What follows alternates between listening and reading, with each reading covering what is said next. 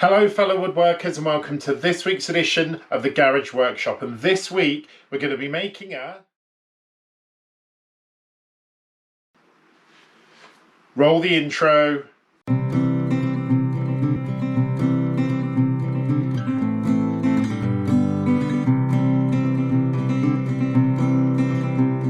So fellow woodworkers, if like me you watch a lot of YouTubing videos, I'm sure at some point you found yourself with either an MFT envy or a rail hinge envy.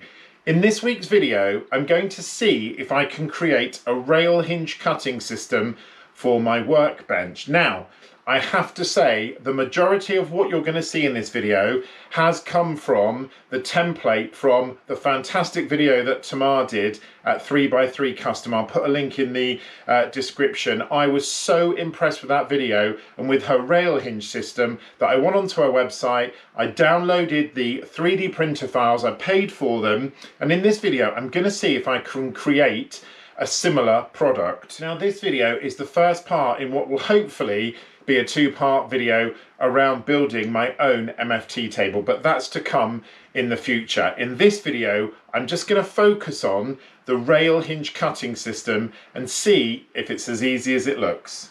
So the first stage, of course, is to 3D print the files that I got from Tamar's website. Let's do that now.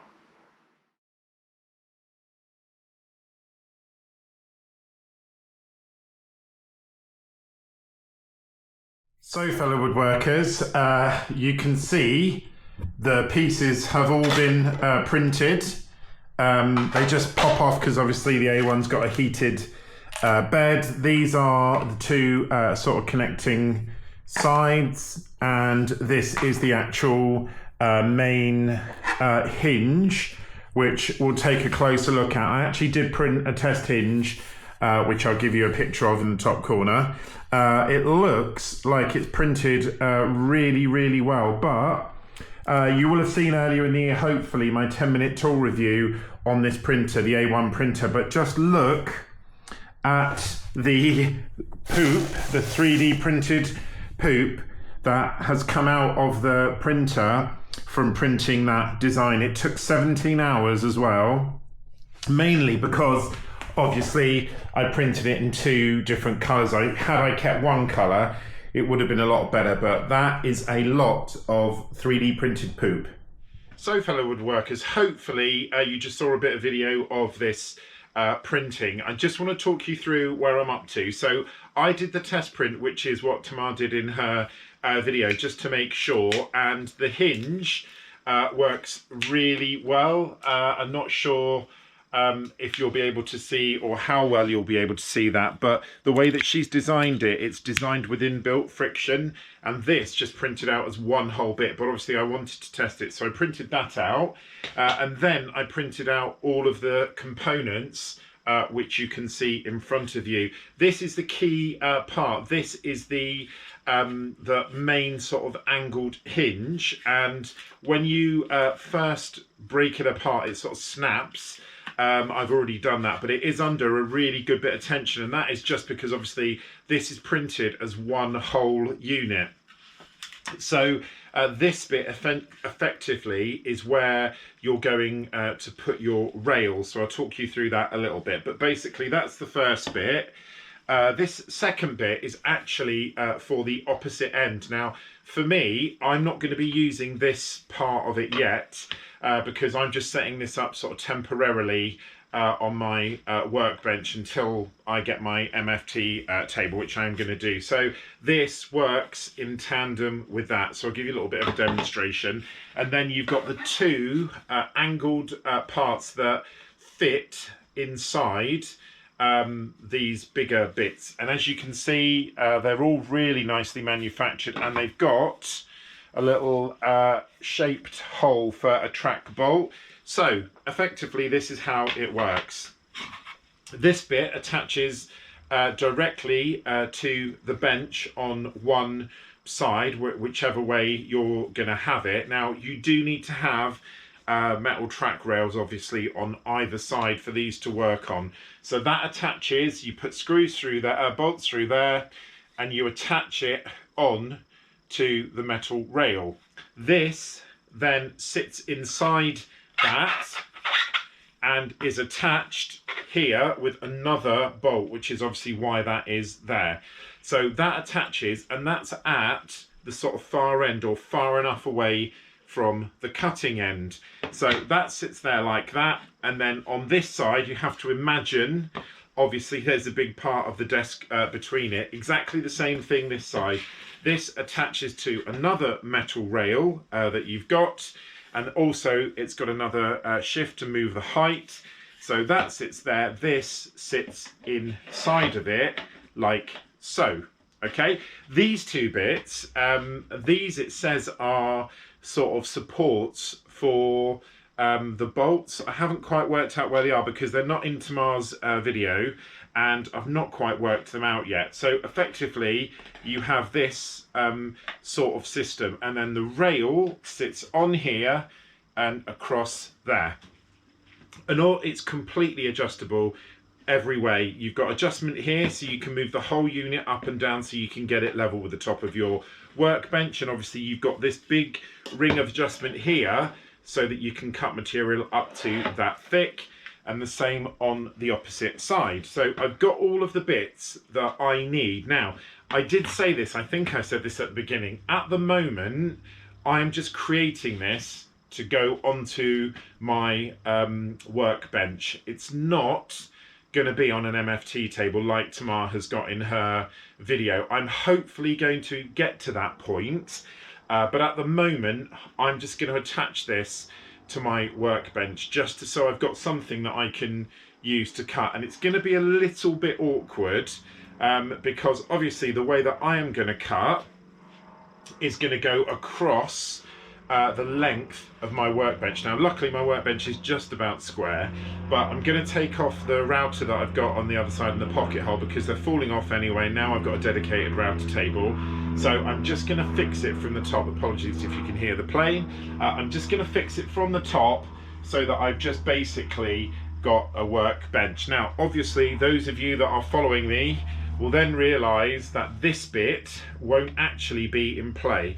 So when I am using this, which will be attached as per her video, I am just going to have to be super careful that I either support the wood or clamp it properly. Because the thing about having this level flush with the workbench is if you're cutting a piece that's 18mm, obviously you haven't got 18mm at the end to support it. So all I'm going to do is just use an offcut of wood on the workbench just to support it as I go, and then when I get to the MFT I will be able to put it in place exactly how she's got it. So the next stage for me is to remove those two bits of my workbench, and then I need to fix another piece of wood that the metal T-track can go into. I've got some T-track. Unfortunately I haven't got a bit that's big enough for what I think I will need, and what I want on this is the complete flexibility. So I've got two options. I'm going to look at the bits that I've got, see if I've got enough bits that I can sort of join them end to end. I think I have, because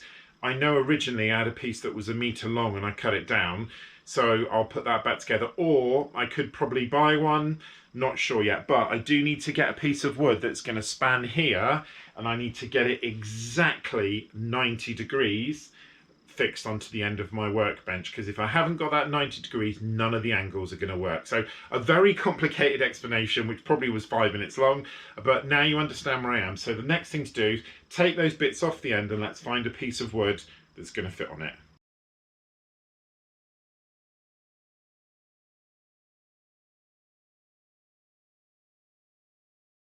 So fellow woodworkers, it's been a few days since I filmed that last piece of footage, and that is because of these T-track nuts. Now, we're having a massive cold snap in the UK at the moment, hence the gloves and the hat, but I was wanted to match Tamar's exact build, and obviously her channel is based in the US, I think it's actually in Canada maybe, and they have a different system over there. Obviously if you're watching from the US, you know you have the imperial system and we have the metric system, and in her instructions Tamar specified T-track bolts that are, I think it was 1/2 inch by 1 inch, and they are intergalactically difficult to get in the United Kingdom. In fact, they're pretty much impossible. I actually had to buy them from Axminster Tools. So I've got 2 boxes just in case I ever need them, and it's got metric jig making accessories. So if you're watching in the UK, these are 25mm M6 slot bolts is what they call them. I'll give you a close-up. Like so, but basically they are the bolts that are designed to work with the 3D printed rail bits, which we'll have a look in a minute. But you also need to have the correct rail slot. Now, I've got these 2 pieces, which I actually bought on Wish a long time ago, and I thought, oh, one day they'll come in handy. And today is the day that they've come in handy. I've got lots of these rails. I'm sure you have lying around. I've got them in all different shapes and sizes, but these ones are the correct size for the bolts that I bought without any movement. I've got some that are like this. I'm not actually sure what size this is. I don't know how you measure the size on this. If you do know, let me know in the comments. You can sort of see it there. But this 1 inch M6 bolt fits perfectly into that rail. So that bit's going to work. And believe it or not, these 2 pieces together make exactly the width of my workbench. So I've got what I need. What I now need to do is get a piece of wood and try and fix it to the end of the bench where this is going to run, because the thing I've noticed is the end of my workbench is not flat. And by that, I mean the wood that I made it with is not all completely level. So I can either go along and try and sand it flat, which is very, very reasonable, or I might put some packers in or a bracket to attach it. So I'm going to offer up a piece of wood and let's have a look at exactly how flat it is. But even from looking straight down on it, I can see a couple of the pieces of wood that I've used to fix the pocket hole jig and the router on it are jutting out. I could take them off, but to be honest, it's going to potentially impact the sort of structural integrity, and I don't want to do that. So I'm going to get a piece of wood out, offer it up, let's see how close it is. Okay, so here's the side of the unit, and as I said, this piece of plywood is slightly jutting out, this piece is slightly jutting out, this piece is slightly jutting out. So when I offer up a piece of wood like this, I can already see there are quite a lot of gaps. So what I'm going to do now is just put a clamp on this, get it clamped onto the side, and then I'll get a spirit level on it and see how out of sync it is. Okay, so one of the issues is, as you can see, I've now got it clamped, and it's this part of wood here, which is the actual top of the workbench. It's protruding over the legs, which I think I did on purpose at the time, but that does mean if I butt this up to the actual workbench at the side, I've got a massive gap here. Now at the moment, hopefully, at the moment you should be able to see that's pretty much completely flush, but all the way along it's just under. And then on this side, hopefully you can see that.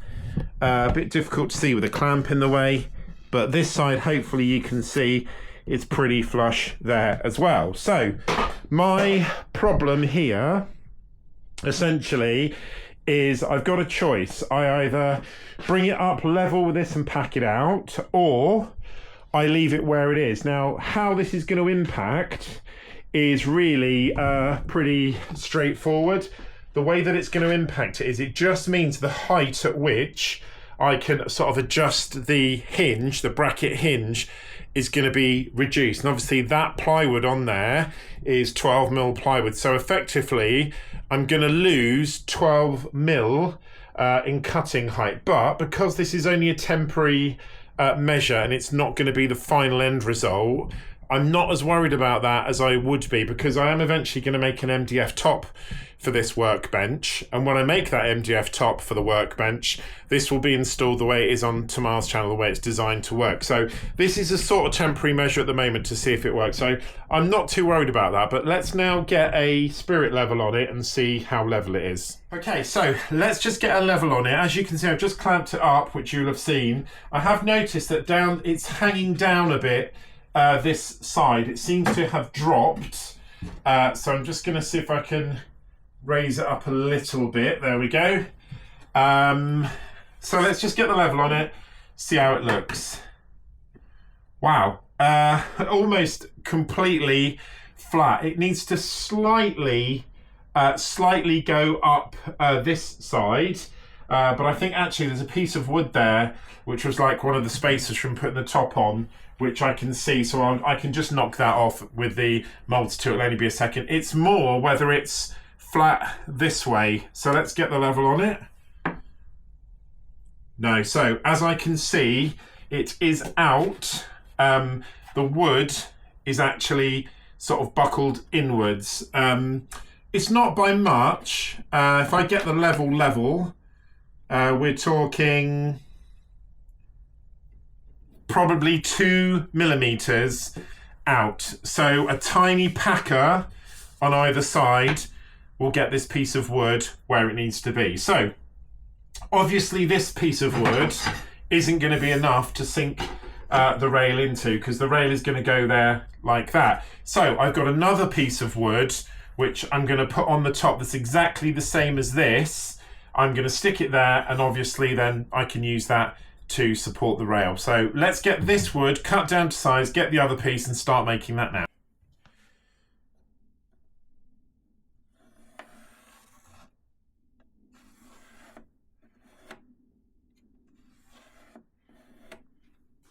So I've been thinking about the strip to go on the MDF. I haven't got any 9mm MDF, but then I suddenly remembered I bought a piece of wood a while ago, a piece of soft plain timber that I've got in my wood pile, which is up here.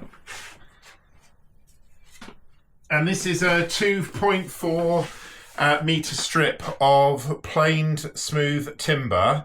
It's 44mm wide, but more importantly, it's 12mm thick, which I know is going to be too thick, obviously, for that. But what I'm thinking is there is a way possibly that I could trim a sort of line in this, put it on the router table, and get that down to 2 or 3 mil.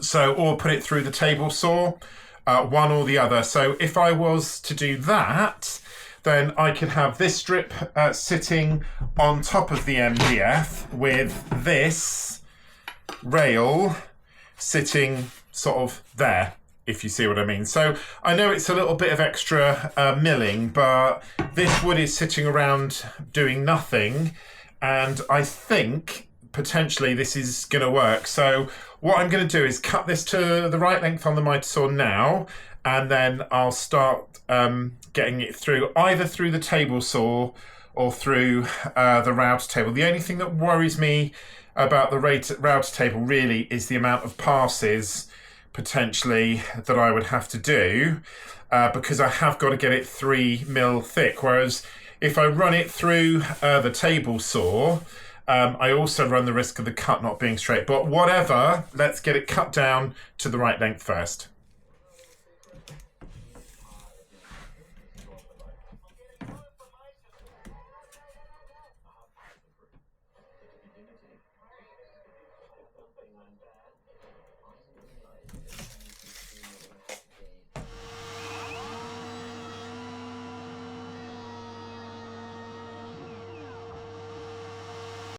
Okay, so you've just seen me cut this piece of wood, and I've started to use a new tape measure, and I misread the tape, and I've cut it a centimetre, about ½ an inch too short, which at first I sort of panicked a little bit about that, but actually I think it's quite good that I've got a little bit of room either end. I've just got a tiny little bit of space. It won't affect the rail or how it works, and it does give me a little bit, so it's sort of not end to end, so it does give me a little bit of wiggle room. So actually I'm not too worried now I've actually thought about it. I'm not too worried about it. So the next thing to do is to run this through so that I get a gap here of 3mm. Now 3mm is incredibly small. It's not very much at all. So when I cut the 3mm out, and what I'm going to do, I think I'm going to put it through the table saw. I'm just going to run it through the width of that, just to get it through, and then I can either take it out with a chisel or literally sort of bench out the blade on my saw and do it that way. So I've just got to take a risk. If it all goes wrong, I'll have to go and get another piece of wood, because the rest of this wood is so bowed, it's like an ice hockey puck. So it's no guts, no glory really. I've thought about the router. The only thing that worries me about the router is I'm not going to get it through in one pass, as I just said. So let's set the table saw up and go for it and see if I can get it to work.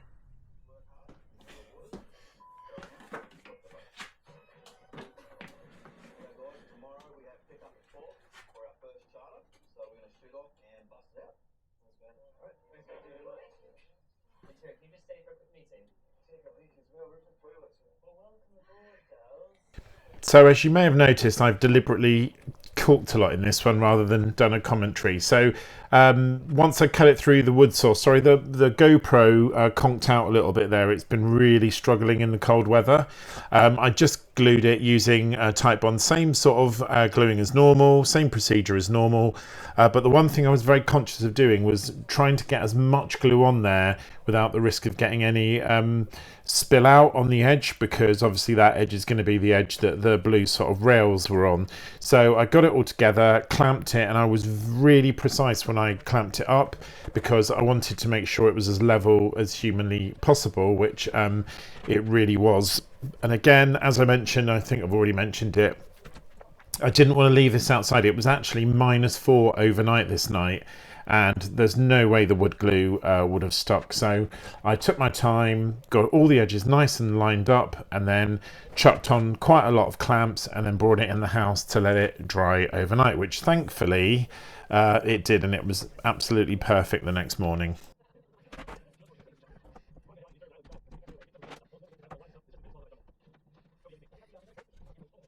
Okay, so it's been overnight, still got the gloves on, still freezing, but I took this inside to dry, because obviously it's far too cold. It's about 0 degrees here at the moment, and I was worried the wood glue wouldn't dry. Let's get the clamps off.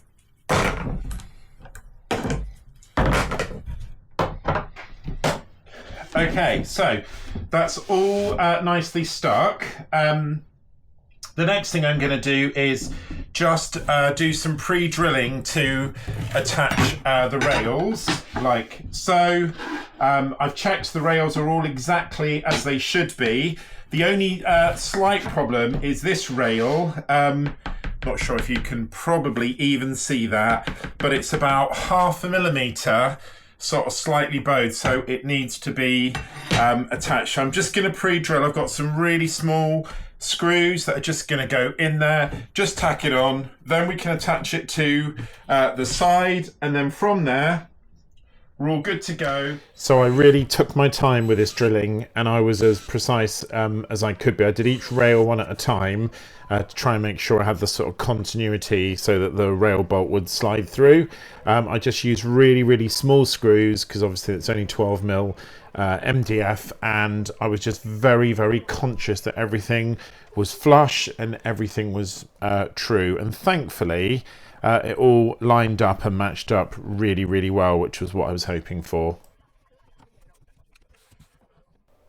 So for this bit, I was just marking the points that I wanted to pre-drill the holes that were the screws that were going to hold this to the workbench. So I literally just measured the gap. I think it was just over 11 mil, I think. And then I just measured the gap and drilled the holes through. And obviously I did it on top of a block, so there wasn't any tear out the other side. And I don't think I got this on camera, but I then came over and just made the hole bigger so the screw can go in. But I just really took my time here and made sure that I got the holes as straight as I could and exactly in the middle where possible.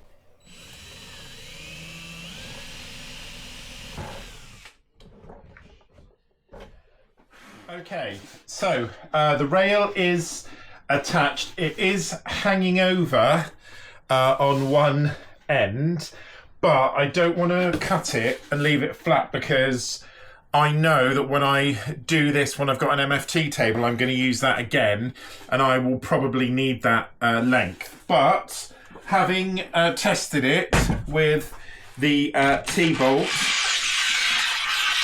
it works absolutely perfectly where the join is. It's 100% straight. As you saw, I just drilled and counter sunk. I've just put 3 holes in it. What I'm now going to do is level it up, attach it to the bench, but not tighten the screws all the way. And then I'm going to get a couple of plastic shims and then shim it level and then screw it in on the bottom. So that's the next stage. But I'm getting pretty close to being finished now. And when that's done, I can then move on to the hinge. Holding this up and getting it level and screwing it in, especially with your left hand, was actually way more difficult than it looks on here. But I eventually got it leveled up. And I think it's easier once you've got one side up, you can sort of level the other bit. But because the bench is not exactly 100% flat, it was a bit more tricky than it needed to be, really. But like I said, I got it nice and level, and I was really pleased with that. Okay, so the packer I need is literally a millimetre wide. So if I just put it here behind where the screw is and then put the level on it, it's absolutely perfectly level. So I'm just going to go ahead now and screw these 2 in, and then should be all good to go.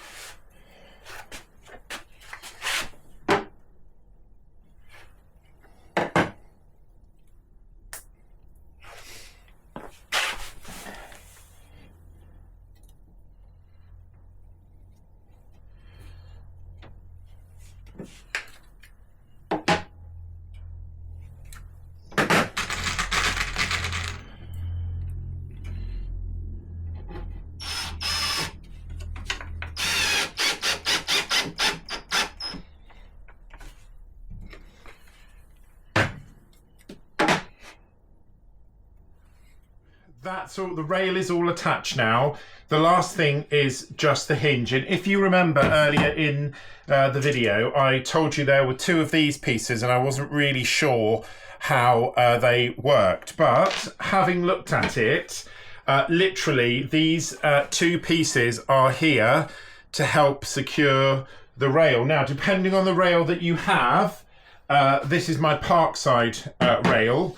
You need to move these up or space them out to fit in with the rail. Now, that's not 100% straight. You can probably see that's on a bit of a wonk, but in order for it to clear the bottom part of the rail there, it needs to be raised. I could have literally run that through the table saw and taken that piece off, but I didn't want to do that. So how I've done it is just to raise up that piece of plastic so that it clears that gap at the bottom, which hopefully you can see. So I've only done one of them. But basically to do it, I've packed it out with 2 of these small washers that I've got.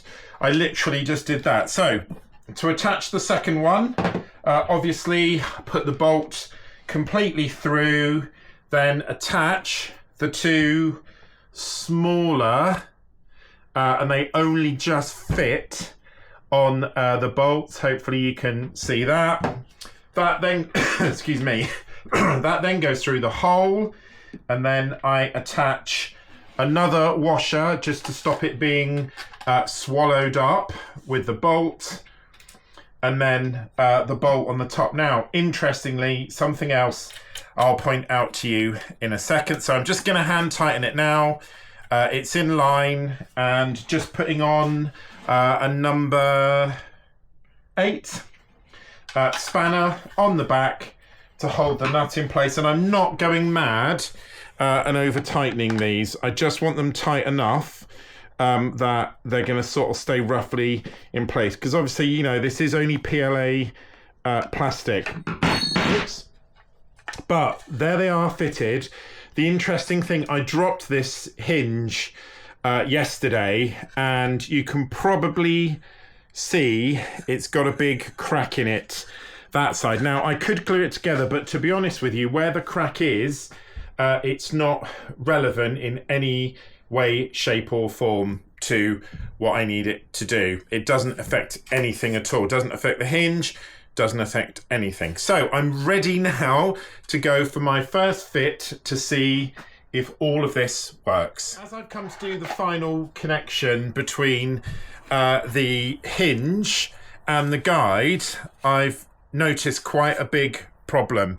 If you look at the width of those 2 bits put together, they are significantly bigger than the 1.5 inch T-bolt that Tamar suggests you use. Now, I've just rewatched her video, and she's got one bolt that looks like this, but it's a lot longer than an inch. It's quite a lot longer. I don't have any other T-track bolts like this, which will also fit in now. I've got loads of T-track bolts, but all of my ones that are longer, even if they're the same width on the sort of thread, the end is bigger than that. So I'm stuck, really. I could delay this video and try and figure one and order one. I have got a workaround solution, but it's far from ideal. I've got a sort of hex head bolt here that does fit in, and when it fits in, you can connect the connector to it.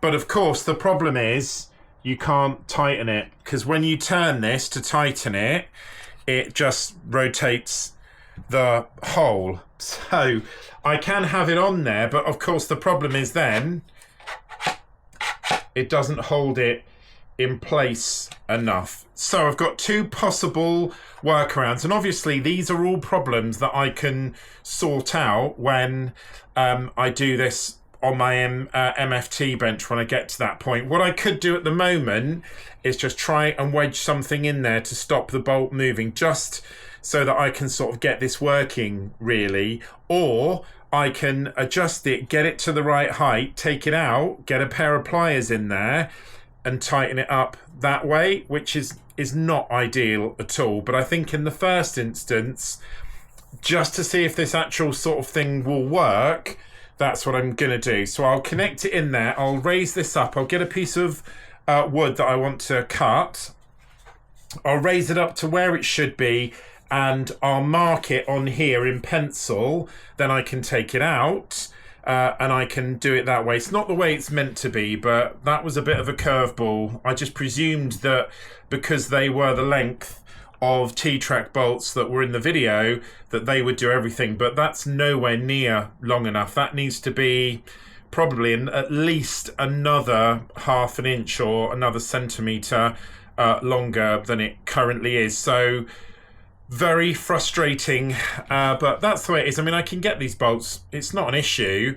It's more of an issue that I wanted this done today so that I can test it. So let's get a piece of wood, get it all set up ready to make a cut, and then I'll simply mark it on there with a pencil, take it off, adjust it, get some pliers in there so I can at least get it to the right height. I'm just going to use a piece of 18mm plywood, I think, so let's do that now. So all I had to do then was just put the entire unit together. I'm really pleased to say it all looked exactly as it should. It was nice and sturdy, worked really well. I just need to get around that problem with the rail bolts, but like I said, I should be able to get one quite easily. And then when I put the rail on, it was actually, as you can see, it was actually a really tight fit, which I'm really pleased about. There wasn't too much movement at all in it, but if that does become a problem, then I can always just put a little packer in on the end of the rail, or fix something on it so that it doesn't sort of move, because you're always pushing against sort of gravity and friction, as it were.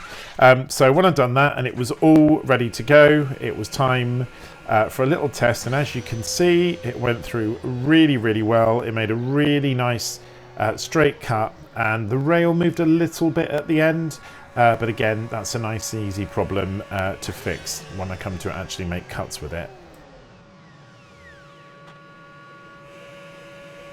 So fellow woodworkers, as you've just seen from the test, I've got it to work, and for a project that has felt like it's been really tough and challenging all the way through, I'm at last pleased that I've actually got something now I can put on my workbench and make straight cuts, particularly if I'm doing repeated cuts or cuts on more than one piece of wood. There are definitely some ups and downs in this, and it's very clear that this whole system of drawing a line on and it's just not going to work. So I do need to get those T-track bolts sooner rather than later. So that is a bit of an issue.